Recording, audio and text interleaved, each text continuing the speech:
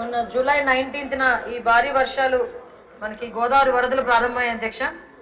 ఆంధ్రప్రదేశ్ రాష్ట్రంలో అధ్యక్ష మొత్తం 26 జిల్లాలకు గాను 19వ తారీఖు నుంచి 25వ తారీఖు వరకు అంటే 19 జూలై నుంచి 25 జూలై వరకు నమోదైన వర్షపాతం వివరాలు సుమారుగా 69.6 మిల్లీమీటర్ల అధ్యక్ష.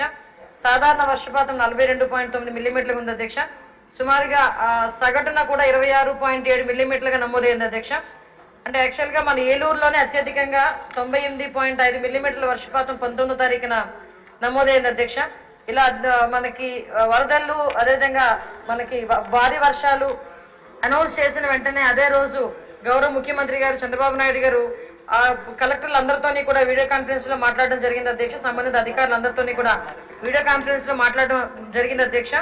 ఆంధ్రప్రదేశ్ లో అధ్యక్ష గోదావరి నది యొక్క ప్రభావిత జిల్లాల కింద మనకి ఏఎస్ఆర్ జిల్లా, ఏలూరు, తూర్పు గోదావరి, కోనసీమ, కాకినాడ, పశ్చిమ గోదావరి జిల్లాలు ఉన్నాయి అధ్యక్ష. యాక్చువల్ గా భద్రాచలం దగ్గర నుంచి అధ్యక్ష గోదావరి నది గరిష్ట నీటి మట్టం కూడా అధ్యక్ష 41.60 అడుగులుగా నమోదైంది అధ్యక్ష. అదేవిధంగా ధవళేశ్వరం వద్ద కూడా అత్యధికంగా అధ్యక్ష 14,56,651 క్యూసెక్ల గోదావరి నీటి ప్రవాహంగా నమోదైంది అధ్యక్ష. ఈ భారీ వర్షాల కారణంగా గోదావరి వరదల ప్రభావంగా అధ్యక్ష సుమారుగా 10 జిల్లాలు ప్రభావిత జిల్లాల కింద నమోదైన అధ్యక్ష. మనకి శ్రీకాకుళం, అనకాపల్లి, అల్లూరు సీతారామరాజు, డాక్టర్ బిఆర్ అంబేద్కర్ కోనసీమ, కాకినాడ, తూర్పు గోదావరి, పశ్చిమ గోదావరి, ఏలూరు, ఎన్టీఆర్ మరియు కృష్ణా జిల్లాల అధ్యక్ష. ప్రభావిత మండలాలు మొత్తం అధ్యక్ష 96 ప్రభావిత మండలాలు ఉన్నాయి అధ్యక్ష. గ్రామాల సంఖ్య 525 గ్రామాలు ప్రభావితం అయ్యాయి అధ్యక్ష. ముంపునకు గురైన గ్రామాల సంఖ్య 230 గ్రామాలు ముంపుకు గురైన అధ్యక్ష. ఇంచుమించుగా 75,123 మంది జనాభాలు కూడా ప్రభావితం అయ్యారు అధ్యక్ష. ప్రాణ నష్టం 4 ప్రాణ నష్టం కూడా జరిగింది అధ్యక్ష. దీంట్లో పూర్తిగా దెబ్బతిన్న పక్కా గృహాలు అదేవిధంగా పాక్షికంగా దెబ్బతిన్న ఇల్లు సంఖ్య కూడా సభ్యులకి కూడా ఇవ్వడం జరిగింది అధ్యక్ష. సుమారుగా సహాయక శిబిరాలు అధ్యక్ష 82 సహాయక శిబిరాలు ఇప్పటికీ కూడా నడుస్తున్నాయి అధ్యక్ష. సహాయక శిబిరాల్లో ఉన్న వారి సంఖ్య దగ్గర 13,277 సహాయక శిబిరాల్లో ఉన్న వారి సంఖ్య కూడా ఉంది అధ్యక్ష. ఒక రీఅప్డేట్ చేసిన వాళ్ళ సంఖ్య కూడా 21,051 అధ్యక్ష. ఇప్పటికీ కూడా అక్కడ మెడికల్ డిపార్ట్మెంట్ వాళ్ళందరూ కూడా ఆరోగ్య శిబిరాలు ఏర్పాటు చేస్తే సుమారుగా 271 ఆరోగ్య శిబిరాలు కూడా ఏర్పాటు చేయడం జరిగింది అధ్యక్ష. ఇమీడియట్ గా వాళ్ళకి ఫ్లడ్ రిలీఫ్ కింద వాళ్ళకి ఆ రెస్క్యూ ఆపరేషన్స్ కి అదేవిధంగా ఇమీడియట్ గా దానికి తీసుకోవడానికి 26.50 కోట్ల మొత్తాన్ని విడుదల చేయడం కూడా అయింది అధ్యక్ష. వ్యవసాయ అధ్యక్ష ఇప్పటి వరకు మన సభ్యులందరూ చెప్పారు అధ్యక్ష. Maximum east Godavari, west Godavari ఈ ముంపు ప్రాంతాలన్నీ కూడా మాక్సిమం అధ్యక్ష పంట ఆధారిత ప్రాంతాలు, పంటలు ఎక్కువగా పండే ప్రాంతాలు అధ్యక్ష. ఇరిగేషన్ ఎక్కువగా ఉండే పరిస్థితి. మాక్సిమం అందరూ కూడా ఇరిగేషన్ కి సంబంధించిన సమస్యలు కూడా చెప్పున్నారు. మీ ద్వారా చెప్పేది కూడా ఏంటంటే ఈ ప్రాంతాలకు ఎలాగో మనకు ముంపు ప్రాంతాలు ఎక్కువగా వరద ప్రాంతాలు అన్ని మనం ముందుగానే ఐడెంటిఫై చేసుకుంటాం కాబట్టి ఇరిగేషన్ కి సంబంధించి కూడా ఒక ప్రక్క ప్రణాళికతో ముందుకెళ్తే ఇటువంటి ఇబ్బందులు కూడా ఎదుర్కోకుండా ఉంటామన్న సంగతి కూడా మీ ద్వారా మంత్రి గారికి తెలియజేసుకుంటున్నాం అధ్యక్ష. వ్యవసాయం అధ్యక్ష సుమారుగా 43,763 హెక్టార్లు డ్యామేజ్ అయింది అధ్యక్ష. హార్టికల్చర్ కూడా అధ్యక్ష 2,728.45 హెక్టార్లు అధ్యక్ష. సుమారుగా రోడ్లు, భవనాలు దెబ్బతిన్నవి దగ్గర 894.69 కిలోమీటర్ల రోడ్లు అధ్యక్ష. అదేవిధంగా 20 కల్వర్ట్లు కూడా గుంతలు పడినాయి అధ్యక్ష. పంచాయతీలకు సంబంధించి సుమారుగా 717.8 కిలోమీటర్ల రోడ్లు కూడా దెబ్బతిన్నాయి అధ్యక్ష. విద్యుత్ విషయంలో అధ్యక్ష 7 జిల్లాల్లోని కూడా 69 11 kV ఫీడర్లు దెబ్బతిన్నాయి అధ్యక్ష. 10 33 kV స్తంభాలు దెబ్బతిన్నాయి అధ్యక్ష. 151 11 kV స్తంభాలు దెబ్బతిన్నాయి అధ్యక్ష. 152 లో టెన్షన్ స్తంభాలు దెబ్బతిన్నాయి అధ్యక్ష. అధ్యక్ష ఇప్పుడైతే ఈ వర్షాలు భారీ వర్షాలు అని చెప్పిన వెంటనే గౌరవ చంద్రబాబు నాయుడు గారు ప్రత్యేకంగా వీడియో కాన్ఫరెన్స్ లో మాట్లాడి ప్రతి మండలానికి ఒక ఐఏఎస్ స్థాయి వ్యక్తిని ఒక నాడల్ ఆఫీసర్ గా ఏర్పాటు చేయడమే కాకుండా గ్రామ స్థాయి నుంచి కూడా ఒక వరద కమిటీలు కూడా ఏర్పాటు చేయడం జరిగింది అధ్యక్ష. ప్రతి మండలంలోని కూడా ఎక్కడ ఇబ్బంది పడకుండా దగ్గర 2,000 లీటర్ల డీజిల్ ఆయిల్ కూడా నిల్వ చేయడం జరిగింది అధ్యక్ష.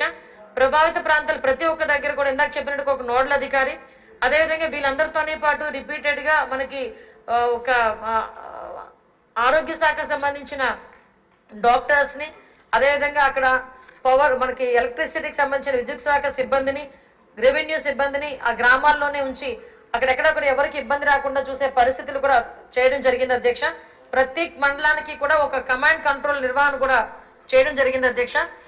మనందరం కూడా ఈ దీంట్లోని కూడా అధ్యక్ష కొన్ని జిల్లాల వరకు కూడా మనకి వరద బాధిత కుటుంబాలకు అధ్యక్ష 25 కిలోల బియ్యము అదేవిధంగా పప్పు, పామాయిలు, కిలో ఉల్లిపాయలు, బంగాళదుంపలే కాకుండా కూరగాయలను కూడా నిత్యావసర వస్తువులను కూడా అన్నింటినీ కూడా పంపిణీ చేసేందుకు జిల్లా కలెక్టర్లకు అనుమతిస్తూ ఆర్టీ నెంబర్ 39 జీవోను కూడా జారీ చేయడం అయింది అధ్యక్ష.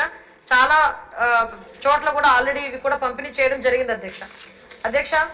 ఇక్కడ ఇవే కాకుండా అధ్యక్ష ఇప్పుడు ఎన్డీఆర్ఎఫ్, ఎస్డీఆర్ఎఫ్ బృందాలని కూడా అధ్యక్ష ఎక్కడ కూడా ఇబ్బంది లేకుండా సుమారుగా 11 బృందాలను ఎక్కడెక్కడైతే ముంపుకు గురైన ప్రాంతాలు ఉన్నాయో ఆ ప్రాంతాల దగ్గరికి ఎన్డీఆర్ఎఫ్ బృందాలని, ఎస్డీఆర్ఎఫ్ బృందాలు రెండింటినీ కలిపి సుమారుగా 11 బృందాలను కూడా అక్కడికి పంపించి అక్కడెక్కడ కూడా ఇబ్బంది లేకుండా చేసుకోవడం జరిగింది అధ్యక్ష.